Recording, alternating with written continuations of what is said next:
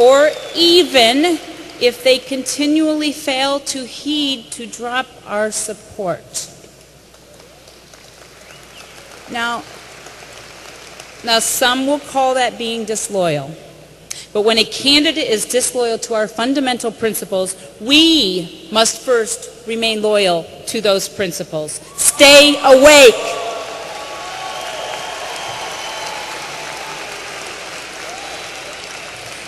Ron Paul labored tirelessly for decades in obscurity, never wavering. He may not have foreseen the fruits of that dedication getting us to that 10% tipping point, but we are just about there.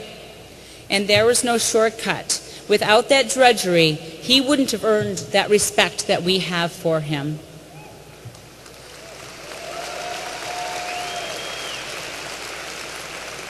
So stay true and stick together. Stand strong for your principles and share them at every opportunity, because you are the leader. Don't settle. Live better. Live free.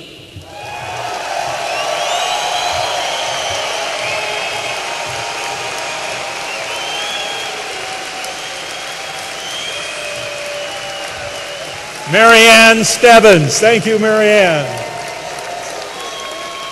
And our next speaker is the President and Executive Director of the Virginia Campaign for Liberty. This woman is a legend in the liberty movement because she started and organized the first independent state organization, and all of a sudden it was happening all over the United States. She's one of the most successful of these entrepreneurs in taking the cause of liberty to the local level. Please welcome Donna Holt.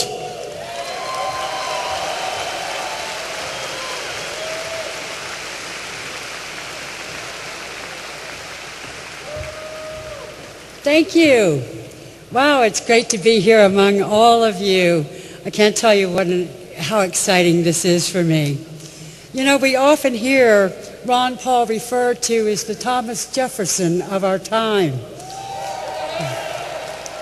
You know, but there are many in the GOP establishment who can't stand that comparison. But it makes perfect sense. After all, not only because both men's dedication to liberty, but also because both men launched a revolution.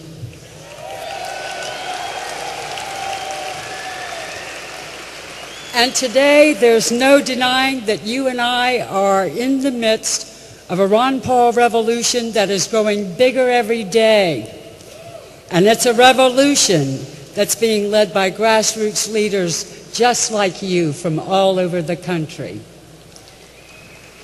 And if you've ever read about Thomas Jefferson, one thing you've probably learned is that he was a man of great obsession. One of his obsessions was to write down his most sacred thoughts and passages of books that were of interest to him into what he called his commonplace book.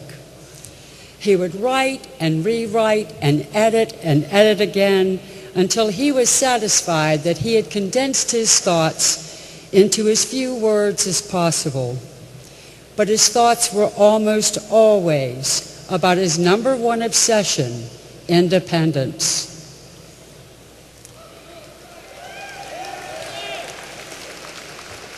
Jefferson's writings led him to craft the most famous sentence and a half in all of American history. It's one you all heard, but perhaps you never considered how very powerful that sentence and a half was.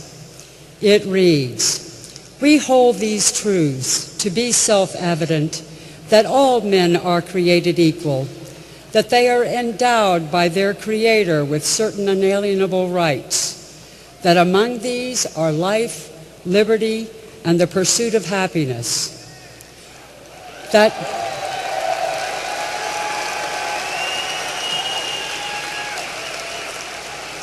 to secure these rights, governments are instituted among men, deriving their just powers from the consent of the governed, that whenever any form of government becomes destructive of these ends, it's the right of the people to alter or to abolish it.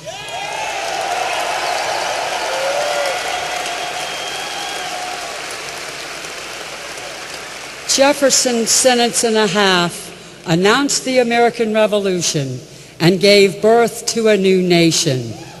That sentence and a half set the course for the greatest and most prosperous nation in the world. That sentence and a half left its imprint on me and shaped my worldview of what freedom truly meant. It meant that the role of the sovereign would be performed by people like you and me. It meant that my rights wouldn't come from government, so they couldn't be taken away by government. It meant that the powers government had would be limited to just those powers granted to it by the people. Those powers would be simply to secure our rights, and whenever government overstepped their authority, it would be our right to choose to abolish it.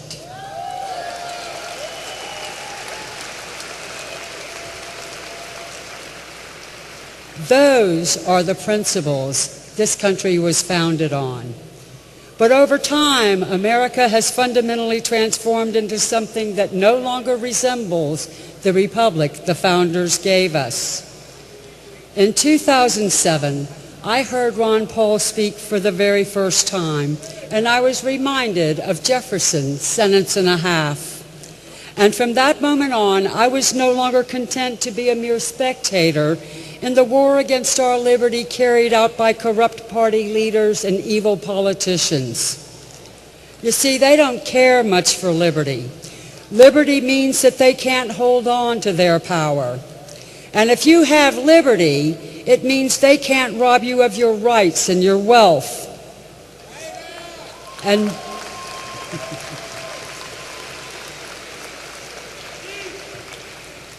most of you have traveled great distances to gather here today for one reason: liberty.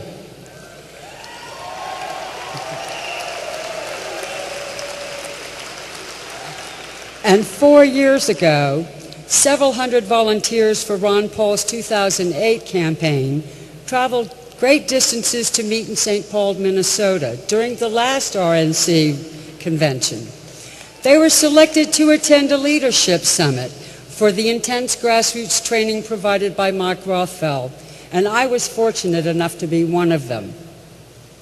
I felt rather intimidated, not knowing what was expected of me, because I had never been involved in politics before that campaign. But much to my surprise, neither had anyone else. But we'd later realized that the training that we were provided was the most effective grassroots training available anywhere. And after the summit, we joined more than 10,000 people for the Rally for the Republic. A new kind of revolution began to take shape that day, and Campaign for Liberty was born.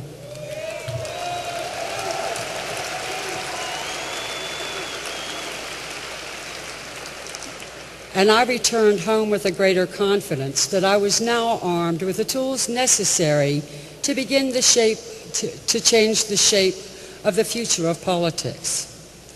I would become one of the number of new warriors in Campaign for Liberty who would change the course of history once again.